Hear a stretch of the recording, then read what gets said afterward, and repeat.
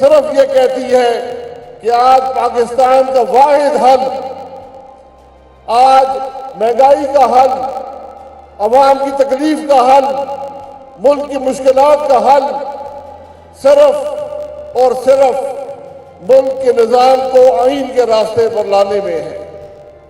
آج آپ کے سامنے اس ملک کی 8 جماعتیں جو پارلیمان کا حصہ بھی ہیں، ہر سوچ ہر فکر کی جماعت ہے۔ ایسی جماعتیں بھی ہیں جن کو ہم ماضی میں غدار کہتے رہے، جن کے لیڈروں کو یہاں کی ماشاء اللہ حکومتوں نے پھانسی پر لٹکایا۔ آج یہ تمام جماعتیں ایک بات پر متفق ہیں، اور وہ ہے کہ پاکستان کا نظام آئین کے مطابق ہو، پاکستان میں آئین کی بالادستی ہو، تمام ادارے اپنی آئینی حدود میں رہیں اور پاکستان کے عوام کی بہتری کے لیے کام کریں۔ یہ ممکن نہیں ہے کہ ادارے بہتر ہوں لیکن پاکستان کے عوام مہنگائی کی چکی میں پس رہے ہوں۔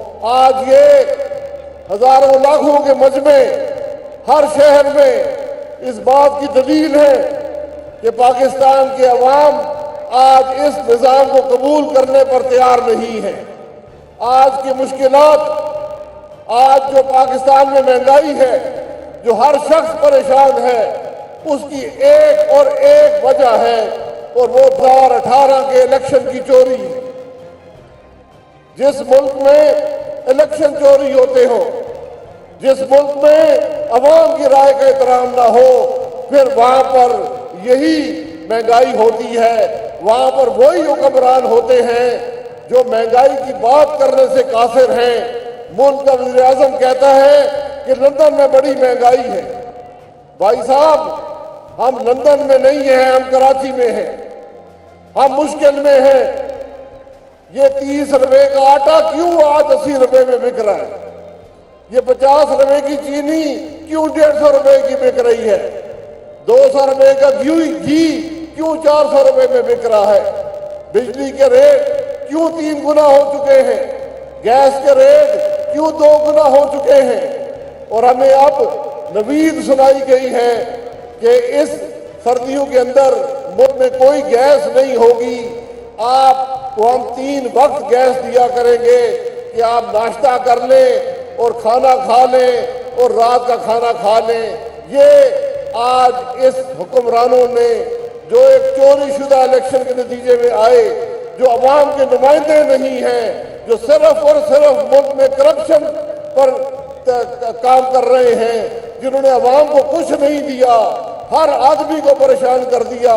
ہر گھر آج پریشان ہے مہنگائی سے، بے روزگاری سے، غربت سے، جس نے ایک چلتا ہوا پاکستان آج اس نہج پر پہنچا دیا کہ پوری دنیا میں کوئی ہم سے بات کرنے والا نہیں ہے، کوئی ہماری بات سننے والا نہیں ہے، اور عوام جو ہے وہ مہنگائی میں پس رہے ہیں۔ ان معاملات کا واحد حل ہے کہ اس ملک میں فوری اور شفاف انتخابات کرائے جائیں، اور کوئی حل نہیں ہے۔ آج